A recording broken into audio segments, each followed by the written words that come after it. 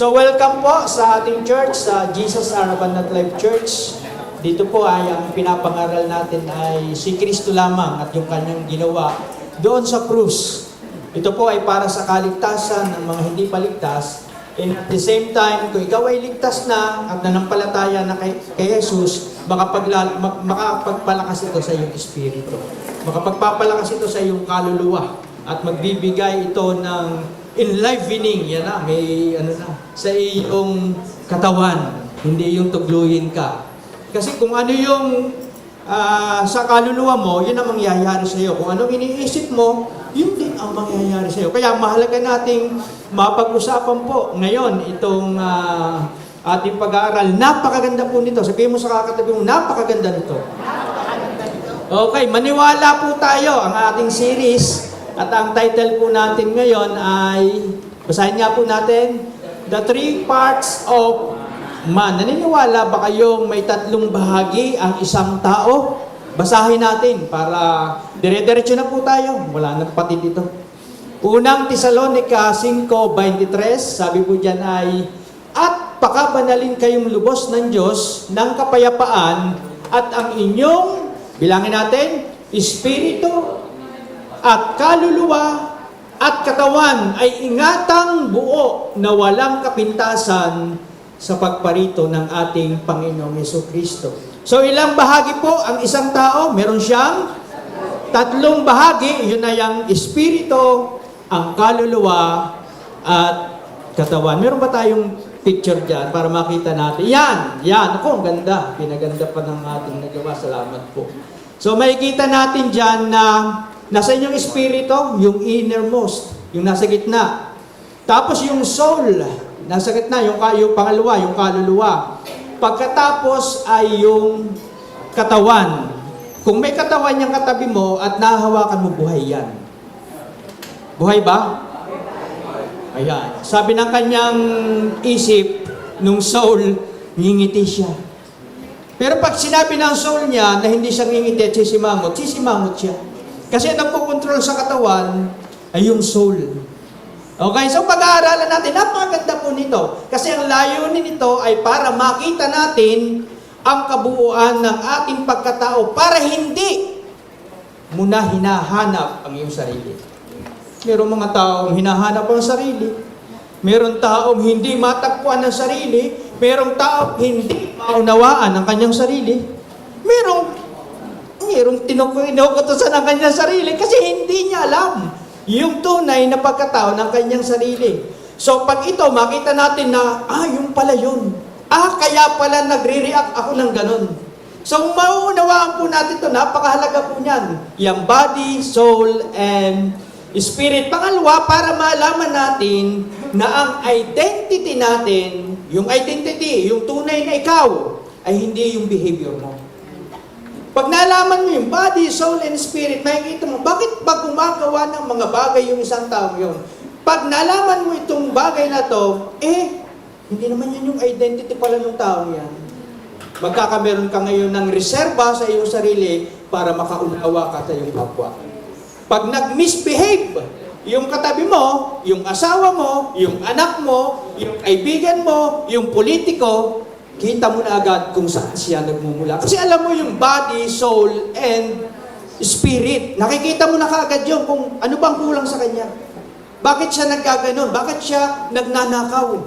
Bakit siya gustong-gusto yung kasalanan? Bakit siya naglalangoy sa kasalanan? Bakit siya yun lagi ang iniisip? Bakit ganyan ang ginagawa niya? Pag naunawaan natin yung body and spirit. Excited na ba kayo?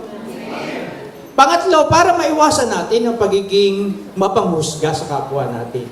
Hindi lamang sa kapwa mananampalataya, kundi sa kapwa tao natin.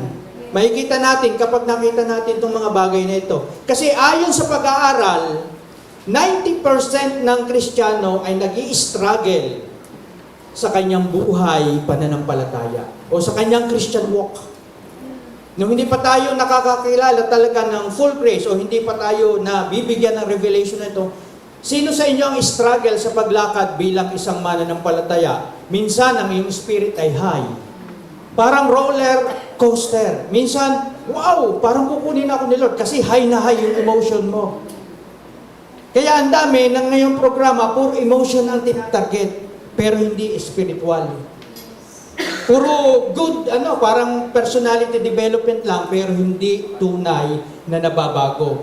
Nagiging masaya, kasi ang pagiging happy, depend on happenings lang. Pag may event na masaya, ay di masaya. Pero pag talikod mo at wala ka ng kasama, malungkot ka ulit. Kasi ang kasiyahan ay nagdedepende lang sa mga sitwasyong masasaya. Kaya ito yung hinahanap ng mga tao, party-party, hanapin nila sarili nila do sa mga bagay na temporaryo. Pag nakita po natin, bakit nag-i-struggle ang isang Kristiyano sa kanyang pamumuhay? Tapos ang kanyang pananaw pa sa kanyang sarili, na kinakanta ng iba, ako'y tao lamang. Ako'y marupok at madaling, alam nila, madaling lumimot. Tinitingnan nila ang sarili na may dual nature. Minsan ay mabait, minsan ay hindi. Pag napakain mo yung puting aso, ay di mabait ka. Lalo na pagpapasko, mabait ka kasi wala kang matatanggap na aginaldo kay Santa Claus. Merong dalawang reason po yun, merong dalawang reason kaya nangyayari ang mga bagay na yan, yung paglakad natin bilang mananampalataya. Una, hindi nila properly value yung ginawa, yung na-accomplish doon sa krus. Hindi nila hindi nila napapahalagahan yung talagang ginawa ni Kristo sa krus. Amen. Kaya po dito talagang ang ating ultimate goal ay maihayag natin, ano bang ginawa ni Jesus doon sa krus? Ano ba yung nangyayari? Ano ba yung naganap? Ano ba yung naging resulta? Ano ba yung naging bunga ng ginawa ni Kristo? Kasi pag hindi mo alam yung mga bagay na yon, then you will struggle. Mag-i-struggle ka. Mag-i-struggle ka ng maigting na maigting. And 90% ayon sa pag-aaral, nag-i-struggle. Minsan ay maganda, pag naka-attend ng revival, okay na uli. Dito po sa atin walang revival. Merong renewing of the mind. As long na nagre-renew ka, as long as na ikaw ay nababagong isipan, mas nakikilala mo, nabavalue mo, na-acknowledge mo. Ano bang ginawa niya? Para yung ginawa ni Kristo, hindi mo nagagawin. Para pag mahal na araw, hindi mo na kailangan pumunta ng Pampanga para gawin yung bagay na yun. Kasi may tinapos na siya eh.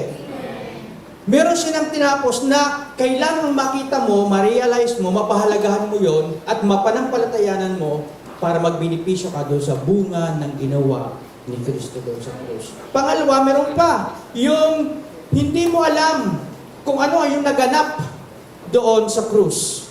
Alam niyo ba na lahat ng believer ay naniniwalang namatay si Kristo sa krus? Pero hindi nila alam na sila ay kasamang namatay doon.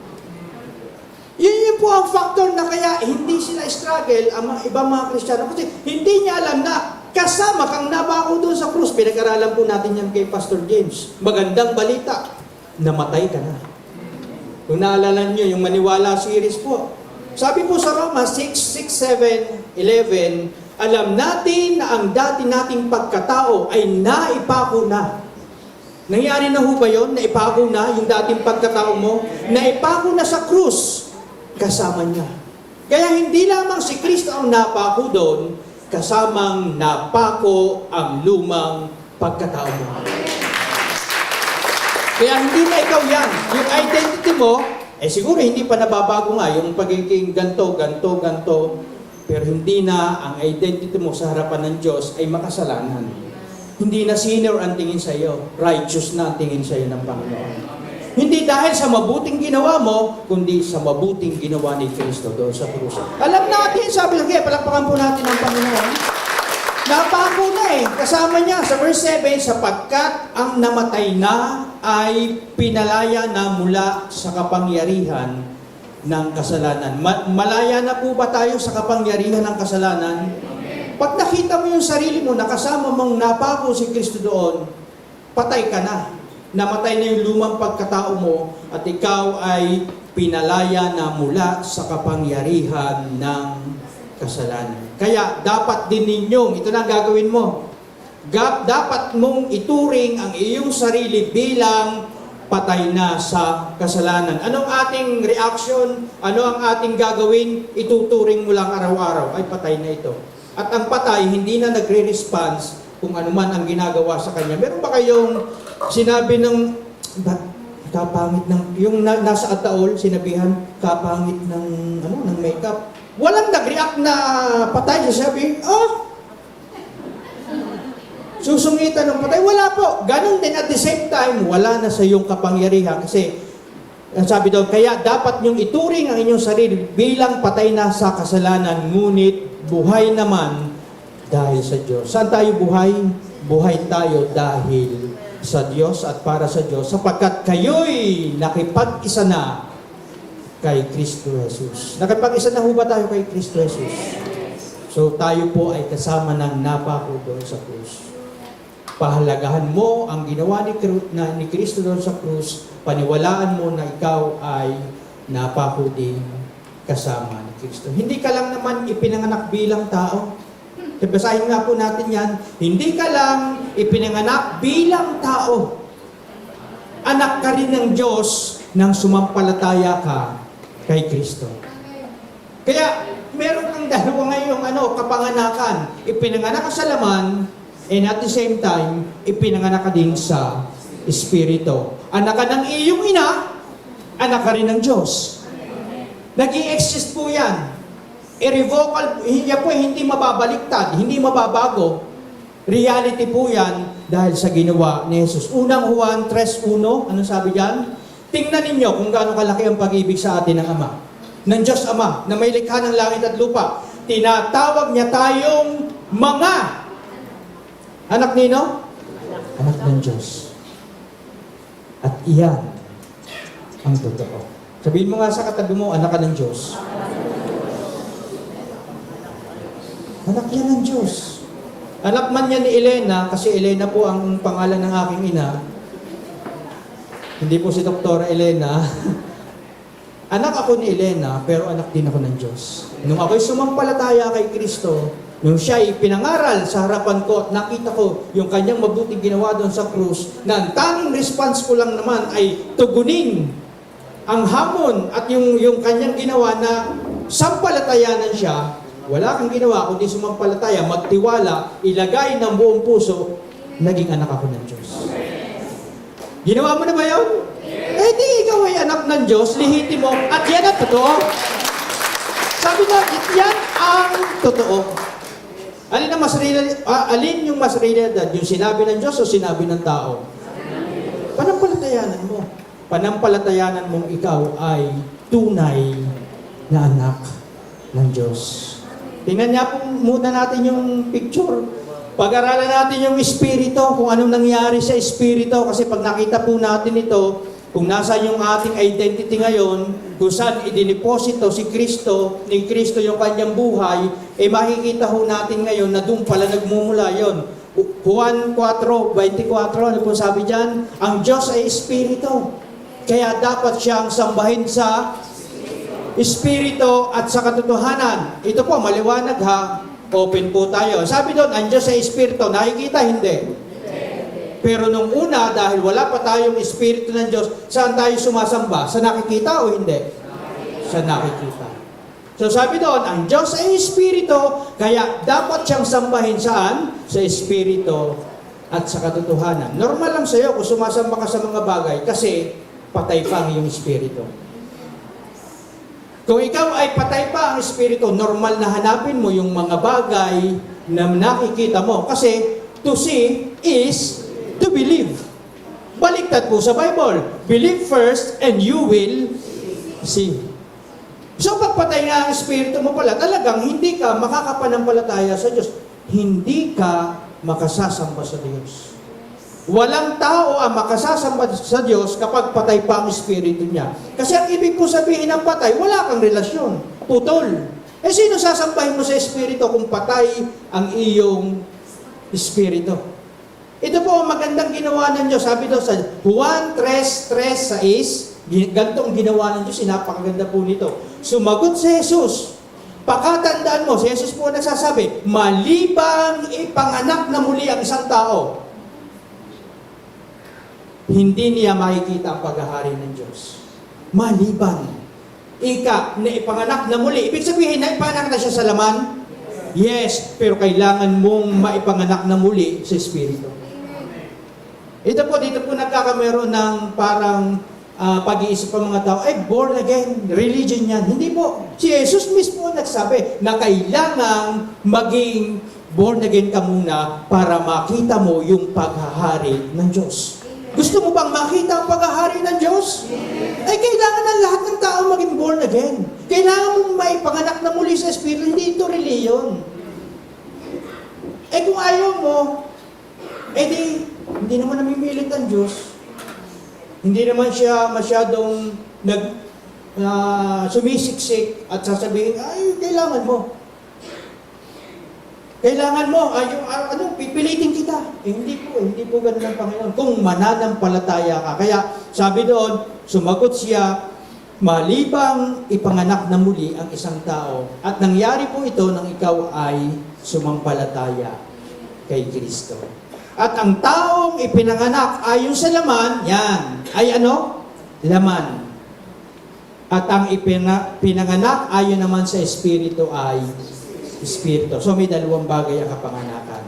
Basta ikay pinanganak sa laman, kung gusto mong makita ang paghahari ng Diyos, kailangan ikaw ay may panganak sa Espiritu. Tanong, lahat ba ay naipanganak na sa Espiritu? Hindi pa. Kasi tanging si Kristo ang paraan ng Diyos para may panganak ka sa Espiritu. Kaya hindi po natin mapapasubalian na ikaw ay dating patay. Patay ang iyong espiritu. Walang connection sa Diyos. Hiwalay. Kasi sabi sa Genesis, kung maaalala niyo po, once nakainin niyo yan, Adan at Eva, ikaw ay mamamatay. Alam nga naman, sinungaling ang Diyos.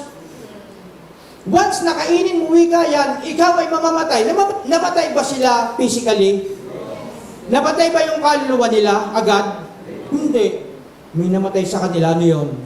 Espiritu.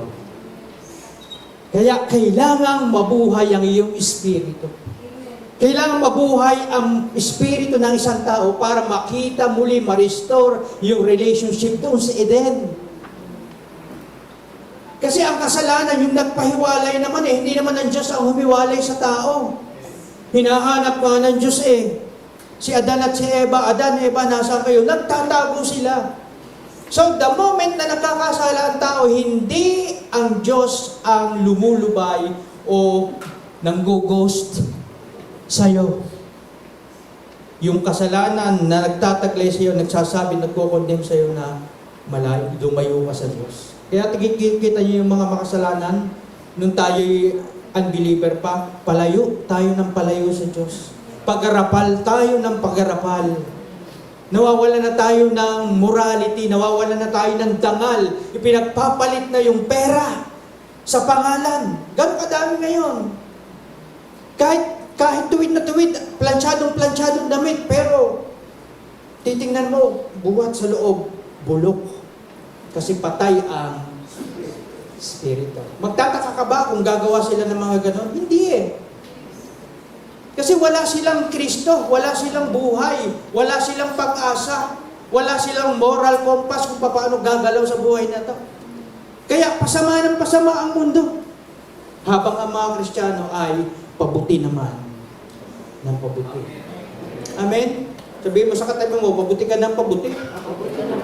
Hindi pabuti ng pabuti, pabuti ng pabuti. Dating hiwalay po Hiwalay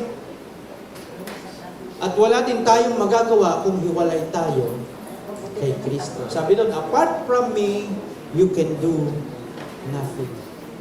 Ano sabi sa Tito 3:5? Tingnan niyo po natin yung Tito 3:5.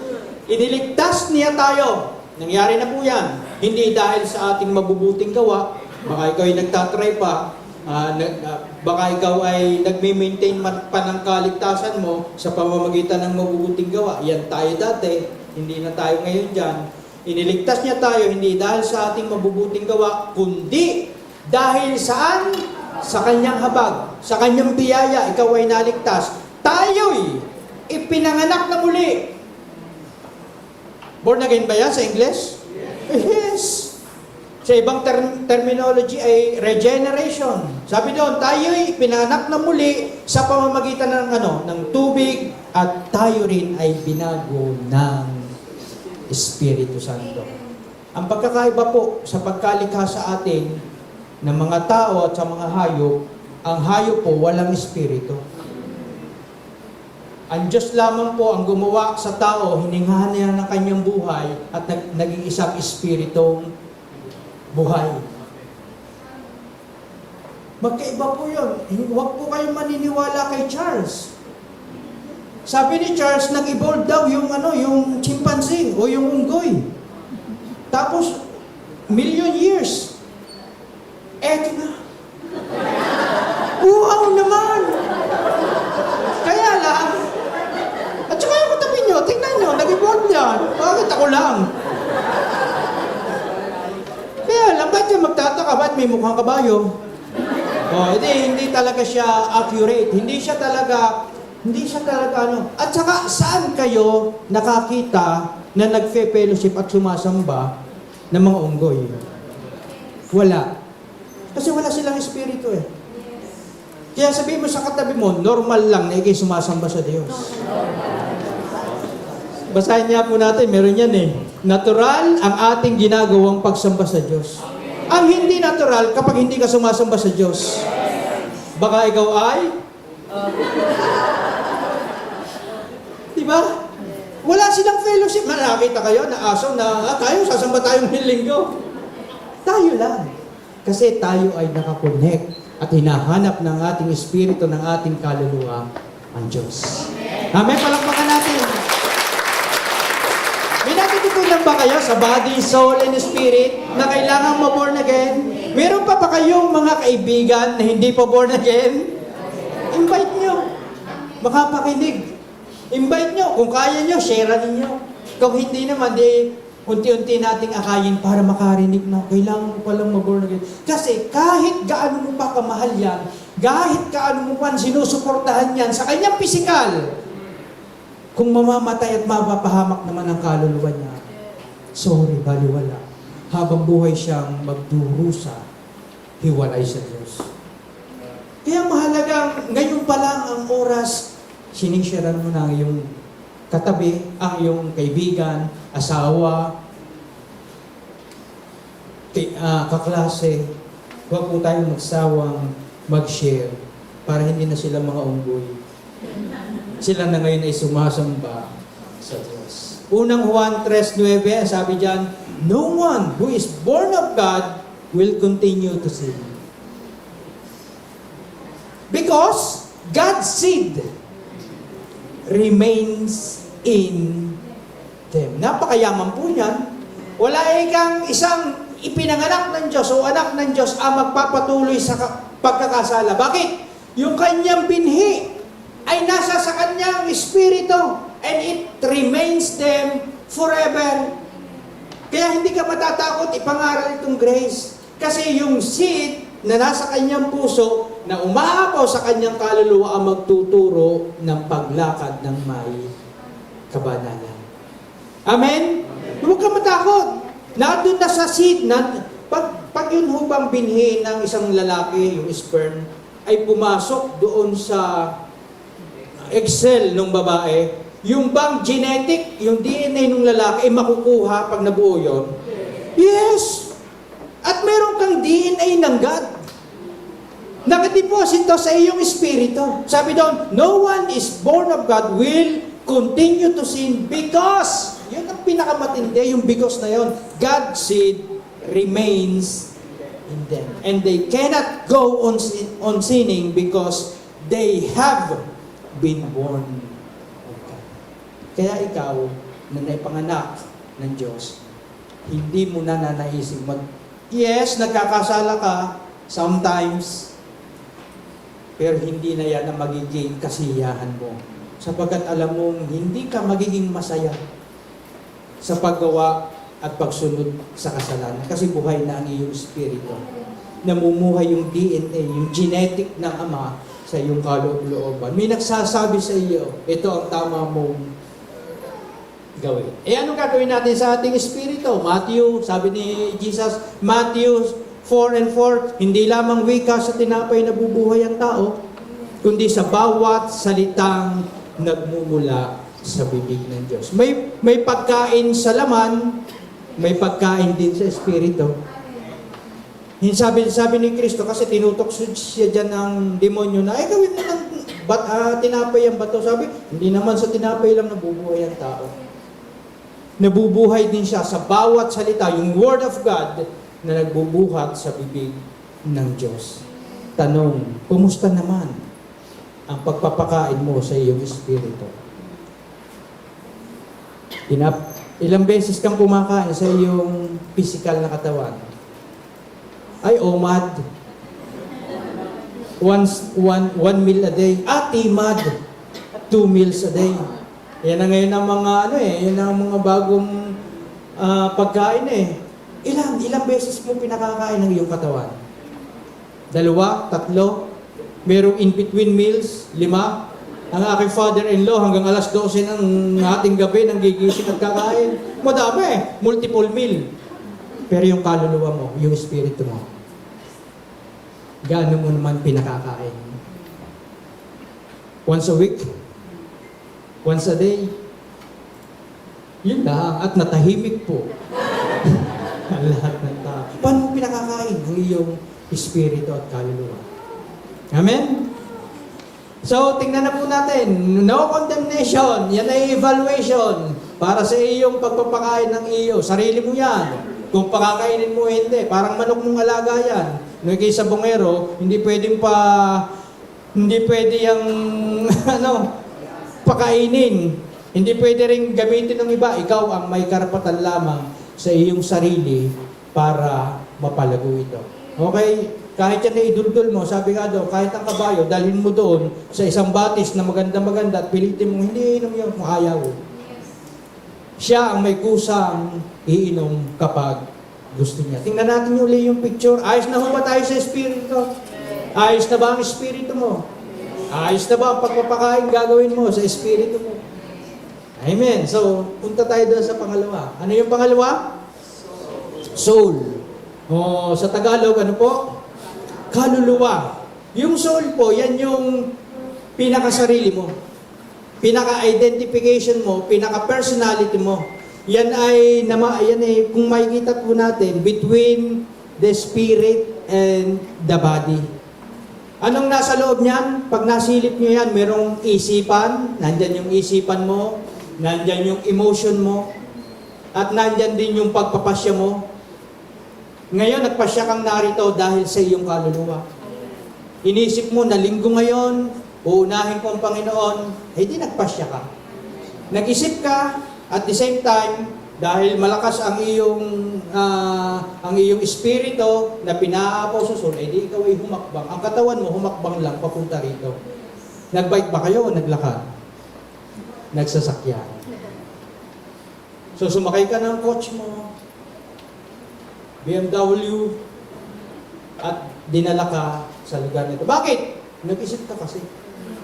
Yung suot mo ngayon, bunga ba yan ang pag-iisip mo? Bunga ba yan ang kaluluwa mo? Yes. Kahit yan ibigay ng kapitbahay mo, pag ayaw mo, ayaw mo.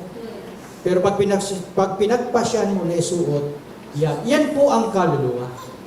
Yan ang kaluluwa. Yan yung may isipan, yan yung may personalidad, yan yung nasasaktan. Kapag sinabihan mo ng masama, kapag sinabihan mo ng hindi maganda, yan yung nagre-react. At anong react niyan? Magre-react ang mukha mo. Sisimango. So, kita mo sa katabi mo kung anong reaksyon. Bunga noong ipinasya ng kaluluwa. Nakukuha ho ba natin? Okay, so tingnan natin. Yung soul, ang Griego po niyan ay suke. Suke po, which is the root word of psychology. At ano yung psychology? Kapag pinag-aralan natin, the study of mind and behavior. Di ba? Yun ang pinag-aralan natin. Diyan sa psychology, makikita natin yung kaluluwa mo kung paano siya magre-react, kung paano siya nakikitungo, kung paano siya nagpapasya. kung paano siya pumipili ng kanyang damit na susuotin at damit na bibilhin sa SM. Nandiyan yan po lahat yan sa kanyang kaluluwa. Kaya lang, sabi sa Lucas 9:25, maraming mga tao ang nakapokus lang dito sa kaluluwa. Kaya sabi dito, ano ang mapapala ng tao, makamtan man niya ang buong daigdig, kung ang mapapahamak naman ay ang kanyang kaluluwa. Nakikita ho ninyo ang kahalagahan ng kaluluwa, ng espiritu at ng katawan. Maraming mga tao ang nagbibigay lang ng panahon para sa kanyang kaluluwa, sa kanyang katawan, pero hindi nabibigyan ng prioridad ang kanyang espiritu at ang kanyang emotion, ang kanyang isipan. Kaya, ang naliligaw na kaluluwa pala hindi patay. Ulitin ko po, ang naliligaw na kaluluwa ay hindi patay. Ang naliligaw na kaluluwa ay buhay. Yung patay pa yung kanyang espiritu, kung naglalakad ka dyan at may nakita kang walang Kristo, ay yun, naliligaw ang kaluluwa. Kaya normal doon sa mga taong yun, ay hahanapin ko. Lagi na lang hahanapin ko ang sarili ko. Soul searching muna ako. Kasi hindi niya kilala yung kanyang sarili. Sabi doon, our soul is our personality. Diyan sa soul na yan, diyan tayo nakakapag-isip, diyan tayo nakakapagdahilan, diyan tayo nagbibigay ng konsiderasyon, diyan tayo nakakaalala, diyan tayo nakaka-experience ng mga emotions. Ano yan? Hindi ikaw happiness, yung love, sorrow, anger, relief, compassion, and we are able to resolve, yan nga yung will natin, choose and make decision. All of this takes place in our soul. Kaya mahalaga po na yung espiritu, yung ating buhay, umaapaw sa iyong kaluluwa upang tama ang iyong magiging desisyon. Tama ang iyong magiging pasya. Na hindi ka naapektuhan ng emosyon, hindi ka nagre-react. Tingnan niyo po ito. Kapag hindi tama ang kaluluwa, yung hindi tama ang pag-iisip, mali ang pagpapasya, mali ang hakbang. Kapag hindi po yan kaya yung kaluluwa, pwede yang magdepende. You can walk in the Spirit or by the Spirit, pero pag sinabi ng isip, I can walk in the flesh. Pwede yan. Pwede yan. Sabi ng laman, sabi ng body, lumakad ka, minsan lang yan. Pag hindi establish ang iyong kaluluwa, yung mind mo, pagbibigyan mo yung itong flesh. Pero kapag ikaw ay inline, lagi ka nagre-renew, pag sinabi nung laman na, tayo dito, sabi ng Espiritu, hindi, ito na ang identity mo ngayon Biruin mo naman, pupunta ka ng bear house, kasama mo si Jesus. Kasi yun ang identity mo. Ang sabi doon, hindi kita iiwan ni kawabayan. Sasabihin mo, Jesus, tayo sa bear house. Jesus, tayo, muna tayo, gawa tayo ng masama. Minsan lang to. So, siya na yung nagtuturo sa iyo. Hindi ka naman, alam nga namang iwanan ka ni Lord. So, kasama mo siya at nananatili siya sa. Kaya yung mahalaga po yung pagre-renew ng ating isipan. Yung soul natin ay pwede rin yang makita mo sa kanya na, ang kaganda ng spirit nito. High in spirit to ngayon, ang gentle niya. Kasi yun ang pinayagan niya sa kanyang isipan na mangyari. So, paano marirenew naman niya, yung kaluluwang yan? Paano yan kung sa kuwan ay marirefine? Nasabi doon ay sa Romans 12 verse 2, huwag kayong makiayon sa takbo ng mundong ito at mag-iba kayo sa pamamagitan ng pagbabago ng inyong pag-iisip upang maunawaan ninyo ang kalooban ng Diyos kung ano ang mabuti, kalugod-lugod at ganap na kalooban niya. Ano lang yung simpleng gagawin mo pagdating doon sa pag-renew, pag-strengthen mo ng soul mo, ay di huwag kang makiayon sa takbo ng mundong ito. Pag may sinasabi ang mundo, papunta sa iyo, ay di huwag kang umayon. Huwag kang umayon. Sasayaw ka sa TikTok, labas ang iyong gulugod at saka ang iyong Ang iyong mga cleavage ay ano, tingin mo. Sa tingin mo lang, magdudulot ba yan ng pagluwalhati sa Panginoon? Yun po ang ano uso eh.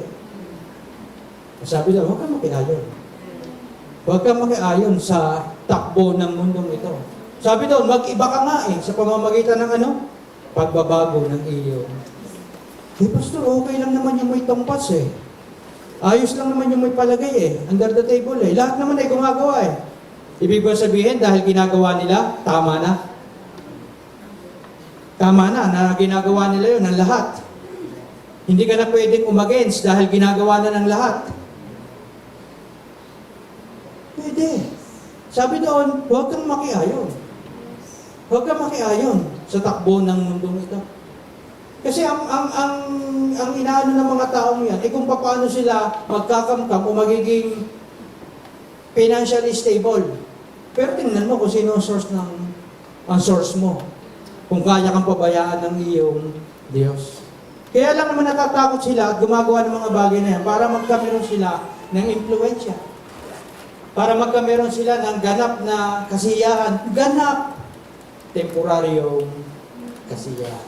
So huwag kayong makiayon sa takbo ng mundo ito. Sabi doon, mag-iba. Kung ang takbo kung ang flow ng isipan ng sanglibutan ay paparoon, kaiba ka. Direction ka. Iba ang direction mo. Pataas ang direction mo. Kasi nakatingin ka kay Jesus. Mag-iba. Sabi doon. So, tingnan po natin yung 4 na bagay para mabago ang ating isipan. Una, dapat ikaw ay nakikinig ng salita ng Diyos. Gano'n ka kalimit nakikinig ng salita ng Diyos? Every week. Pagbabasa ng salita ng Diyos. Kasi evaluation po ito sa atin Kung gusto nating ma-renew ang ating isipan, dapat marami kang alam na promises ng ating Panginoon. At yun ang panghahawakan mo, aalsin mo naman at the same time, yung mga hindi ayon at mga minanang aral mo lamang. Sabi doon, pag-aaral ng salita ng Diyos, pagsasabuhay, at itong huli, pagsasabuhay ng salita ng Diyos. Pagkatapos ng pag-aaral, pakikinig, ay yung paglakad mo, pagsasabuhay ng salita ng Diyos. Gano'ng kahaba ang pagpe-Facebook mo, kaibigan? Mas mahaba ba yan sa pag-aaral mo ng salita ng Diyos? Kung papantayin, meron bang equivalent? Merong anong percentage kaya ang pagbabasa sa Facebook? Di naman yun Facebook Tapos Bible, Word of God. Gano'ng kadami oras ang ginugugol mo sa pag-Facebook o sa pagbabasa at pag-aaral ng salita ng Diyos. Hello? Sabi mo sa tabi mo, hello? Baka naman pwede tayo mag-aral din ng konti ng Word of God. Anong ibinibigay ng Facebook? Puro pressure, di ba? Puro gagayanin mo. Puro link sa Shopee.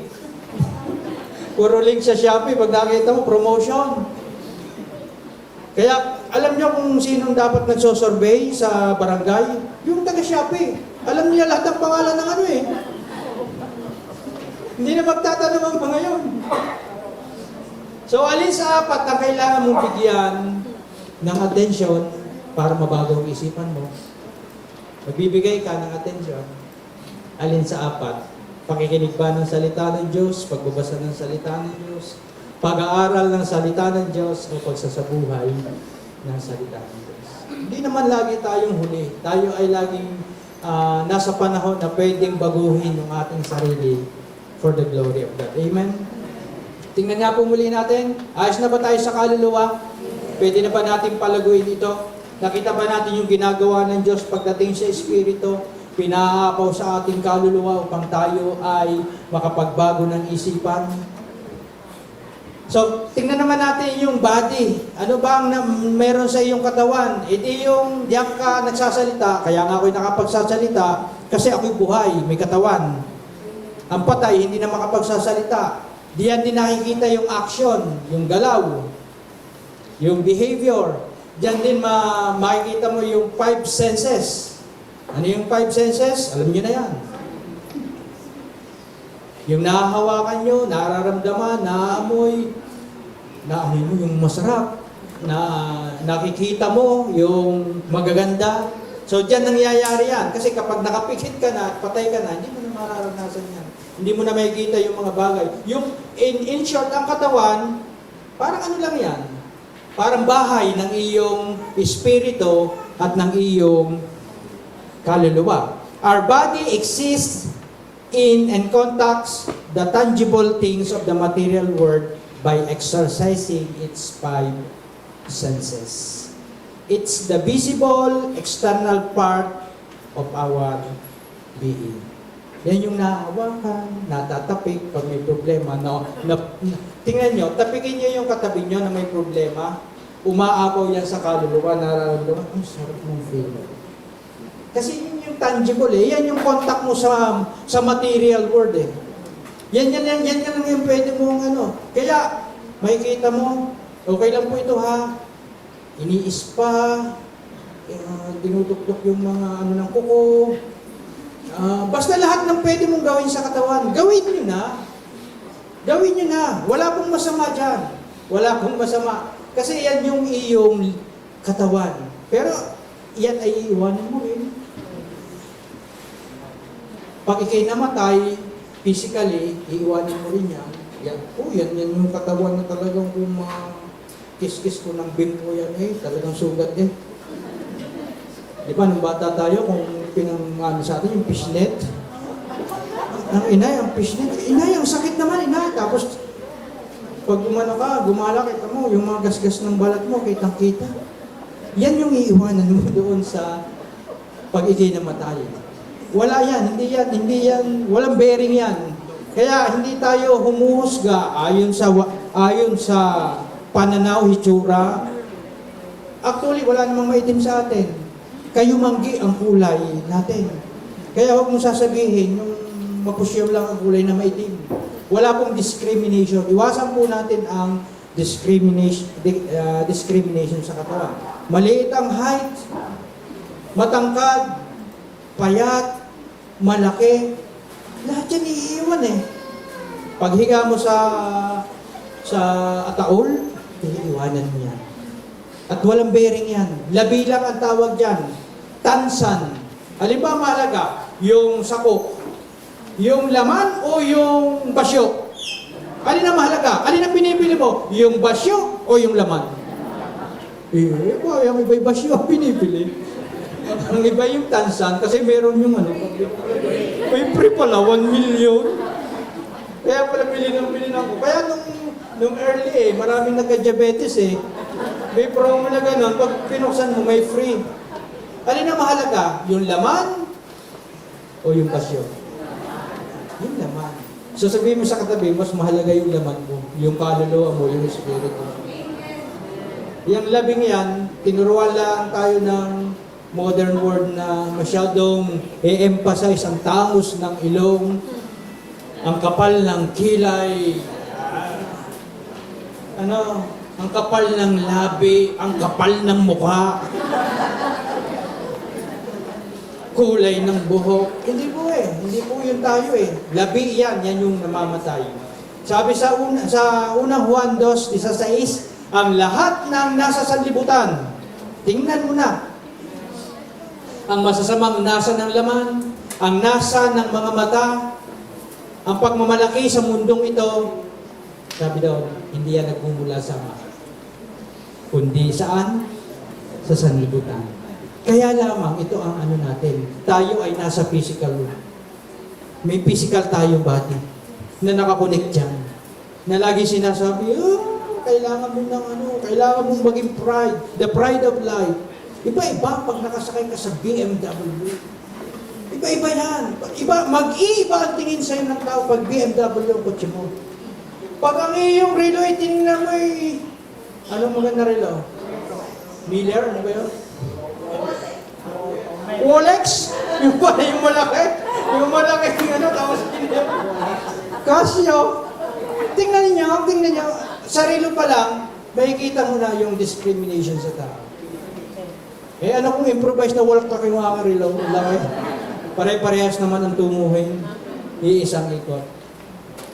Sabi doon, lahat ng mga bagay ika na naririyan, yung pride of life, yung lust of the flesh, yung lust of the eyes, lahat yan yung nakikita mo, pwedeng magdagdag ng pogi points sa'yo. Sabi doon, ang pagmamalaki sa mundong ito, hindi yan nagmumula. So, tingnan niyo po yung naging buhay ng ating Panginoong Jesus. Tingnan natin yung naging buhay niya. Napakasimple. Ano siya? Karpentero. Nabuhay siya, nag-exist siya ng 33 taon sa mundo na makikita mo sa kanya yung kasimplihan ng buhay. Ngayon, napakakomplikado ng buhay. Napakahirap mamuhay sa mundong ito kapag ikaw ay mapapa-epekto sa sanlibutan ito. Eh hindi naman ikaw nagmumula sa Ama yan. Sa sanlibutan lang yan. Yung lahat ng kakapit sa katawan mo, temporaryo lang yan. Ang lahat ng iyong kakainin, temporaryo lang, ilalabas mo rin. Nakikita nyo yung kahalaga ng espiritu, ng kaluluwa at ng katawan. Pero gaano kadaming mga tao ang nagbibigay ng prioridad para sa katawan lang. Makakain mo, hindi ka masisikatan ng araw, yung masisilungan mo. Lahat ay temporary. At yun lang sila nag-e-exist. At yun lang ang kanilang pinahalagahan. At yun lang ang binibigyan nila ng kanilang oras, panahon. Pag-realize po tayo, ano yung mga bagay na. Kaya po dito po sa katawang ito, hindi po natin mapapasubalian na dyan kumapit yung mga old habits natin. Yung mga bisyo, yan yung talagang tuwang-tuwa. Yang katawang yan. Kasi pag humit-hit ka ng marijuana, na ano yung iyong katawan, yung utak. Nare-relax. Pag-ising mo, hindi ka na-relax. Kasi nasa kulungan ka na. Natokhang ka. So, mas malaking problema. Diyan, nag-i-exist yan. Yan sa katawan na yan. Diyan yan. Tayo ba, nung tayo ay naging believer, nakalimutan mo na bang manigarilyo? Tanong, nakalimutan mo na bang magbukas ng alak? Hindi mo na ba kayang magbukas niyan? O alam mo pa rin yung sistema? Kaya mo pa rin gawin? Kaya pa rin, hindi ka naman nagka-amnesia eh. Naririyan pa rin sa iyong sistema yan, sabi, paano ba ang manigarilyo? Alam mo yan. Aalsin mo yung meron dong seal. Blue seal. Blue seal yan. Champion na blue seal. Aalsin mo, alam mo, aalsin mo yung dulo. Alam mo yan, hindi nawawala sa isipan mo yan. Hindi nawawala, pero hindi mo na ginagawa. Bakit? Hindi na nakalulugod eh. Hindi ka na rin natutuwa. Alam mo na rin, hindi mo ba, pag umiinom ka ng beer, di ba? Pingas ang ipin. Tapos inumin mo yung gin, isang lang.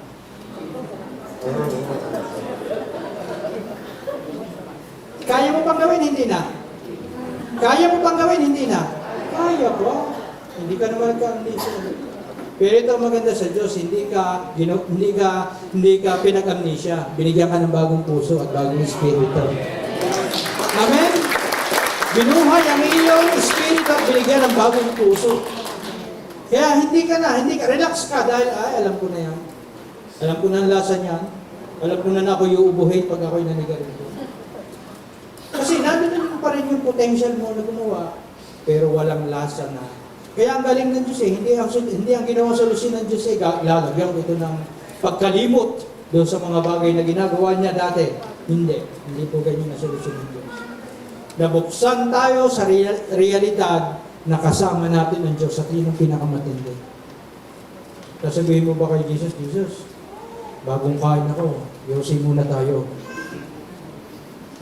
Tingnan, pag walang espiritu, normal. Pagkakalabas ng simbahan, magyoyosi. Normal eh. Patay ang espiritu. Pero ikaw, hindi mo kayang gawin yan. Kasi mamimili ka eh. Templo yan ang banal na espiritu eh. Ba't mo sisirain? Ang katawan ay templo ng espiritu ng Diyos.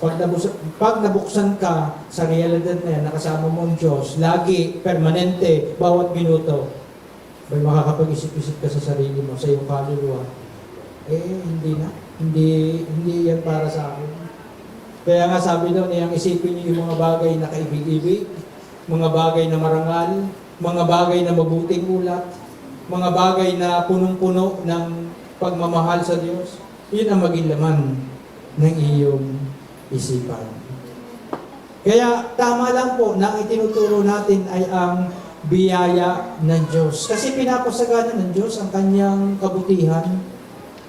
Pag may lisya ka, kapag nakagawa ka, hindi condemnation biyaya ng Diyos ang pinasasagana niya para makapagbago ka ng isipan. Kasi the goodness of God will lead us to repentance. Laging ganun. Laging magbabago ang isip mo. Laging magbabago ang paningin mo sa isang bagay kapag pinaranas sa iyo ng Panginoon ang kanyang pag-ibig at pagmamahal, yung kanyang kahabagan. Laging ganun, laging ganun. Walang ibang pattern na ginawa ang Diyos kundi iparanas, bukalan tayo ng kanyang kabutihan. Kasi the goodness, the kindness, the patience of God are designed to lead people to repentance. Ano ibig sabihin ng repentance? Pagbabago ng isipan. Pagtalikod doon sa dati mong ginagawa. Doon sa ginagawa mo, may bago ka nang gagawin. Ay, hindi ko na gagawin yan. Halimbawa, ang bagay na yan, nandudugas ka. Dinudugasan mo ang iyong boss o ang iyong ama. Kinukupitan mo pag tulog. Dahil kayo nakakilala sa Panginoon, pinaranas sa iyong kabutihan, minahal ka kahit hindi ka karapat-dapat, sabi mo, hindi ko na gagawin yan. Repentance, I will turn away doon. Hindi ko na gagawin. Ganyan po ang repentance. Hindi po yung pangungumpisa ng repentance, kundi pagbabago ng isipan. Pinasasagana kasi ng Diyos ang kanyang goodness sa atin para ma-realize mo na mahal ka ng Diyos. Nagkamali ka ngayon, merong isang babaeng nangangalunya. Sabi ng mga teachers of the law, batuhin siya, batuhin. Ang kailangan ay siya'y mamatay. Eh, ang maganda nito, nakasalubong nila o sadyang nandun si Jesus para ipakita niya na sa pamamagitan ng pagpapatawad, pagpapawalang sala, pagbibigay ng biyaya sa gitna ng may kasalanan ba talaga? Meron naninilip kasi yung mga, baka parokyano din yung yung mga teacher of the law Kaya talagang yung babae yan, patayin sa pagbato. Pero anong ginawa ni Jesus? Pinaranas niya yung pag-ibig. Sinabugan niya ng biyaya ng Diyos. Kaya sabi niya, humayo ka na babae, ako rin hindi kita i-condemn. Humayo ka na at huwag ka na magkasala. Anong baon-baon noon? The gift of no condemnation. Binatawad ako sa lahat kong kasalanan. Imagine mo, 16 years old pa lang, prostitute na ako. Nahuli ay 72 years old. Mahaba ng kanyang track history. Pero pinatawad siya ng Panginoon. Tayo din. Diba? Nakaranas tayo. Yung goodness ni God, kaya tayo ngayon ay nakapagpapasalamat at nakapagpuri sa Panginoon. Walang iba.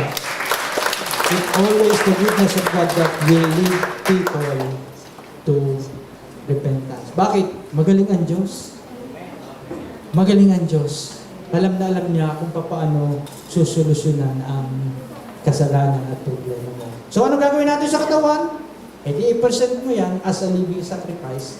Romans 12 verse 1. Therefore, I urge you, brothers and sisters, by the mercies of God, to present your bodies. Anong gagawin? Dedicating all of yourselves set apart as a living sacrifice, holy and well-pleasing to God, which is your rational or logical and intelligent act of worship. At lastly, Pilipos 3:21. Ano sabi diyan? Sa pamamagitan ng kapangyarihang ginamit niya sa pagpapasuko sa lahat ng bagay, ang ating katawang lupa, iyang katabi nyo, yung may katawang yan, na may kahinaan. Tama ba yan? Nanghihina ba ang katawan? Yes! Ay! Yan ang magandang pangako ng Diyos. Babaguhin niya upang maging maluwalhating tulad ng kanyang katawan. bibigyan ka ng isang bagong glorified body. Kaya yung ingatan mong yan, papalitan din yun eh. Papalitan na hindi na nasasaktan. Papalitan na makapag-i-exist doon sa langit. At yun ay yung glorified body. Mahalaga ba ang katawan mo ngayon? Yes, mahalaga. Pero pahalagahan mo rin ang iyong kaluluwa at yung iyong espiritu. Nakita ho natin yung kabuuan, yung body, soul, and spirit, ay yung ating espiritu, nung tayo sa mampalataya na, ay buhay na. At yung buhay na yon ay gumagapang, umaapaw sa ating soul para makapagbago tayo ng ating mga isipan. At yung ating katawan naman, na naririto ngayon, ay di binibigyan natin ng importansya na hindi naman kasing importansya ng ibang parte ng ating katawan. Examination, reflection. Alin sa tatlo ang napapabayaan mo? Alin sa tatlo ang napapabayaan mo? Nanineglect mo ba yung iyong espiritu, yung iyong soul, o yung iyong body? Kasi pagharap mo sa salamin, anong nakikita mo? Body, physical. Ay, may muta! May muta ka! Boy, may muta ka. Alin ang iyong bibigyan ng importansya? Physical o spiritual? Physical. Diba? Paglakad-lakad mo ng konti, nag-walking ka, napagod ka, nagutom ka, anong bibigyan mo ng importansya? Anong kakainin mo? Shiritake. Kasi nagutom ka. Physical din. At the end of the day, puro physical yan. Kasi kung nagtatrabaho ka, wala ka ng lakas para makapagpahinga ka, anong gagawin mo? Hihiga. Hindi ka na mapag-pray. Kung hindi mo bibigyan ng importansya ang iyong kaluluwa at espiritu. So, alin sa tatlo? Hindi ko na po kayo pasasagutin isa-isa. Tingin ko'y aabutin tayo dito ng todos los santos. So, pagyamanin po natin yung ating espiritu, yung ating kaluluwa, at yung ating katawan. Kung ano ang iyong pinahalagaan, alin naman dyan ang pinahalagaan mo, bibigyan mo yan ng oras. Tama ho yun? Kung ano ang pinahalagaan mo, bibigyan mo ng oras, bibigyan mo ng lakas, dyan ka magsasakripisyo upang masunod mo yung kanyang naisip. So, alin ang binibigyan mo dyan? Summarize po natin. We are spirits who have souls and living in the body. So, tayo yung espiritu. Kaya tayo nakakasamba sa Diyos dahil may espiritu na tayo, na meron tayong kaluluwa na nakatira doon sa katawan mo. Okay? So, alin ang inunang sinactifies ng God? Sabi doon, God sanctifies us first by taking possession of our spirit through regeneration or being born again. Yan po, sinabi niya dyan. Second, by spreading Himself as the life-giving Spirit from our spirit into our soul. Kaya umaapaw eh. Umaapaw ang buhay papunta sa kaluluwa. Kaya nababago eh.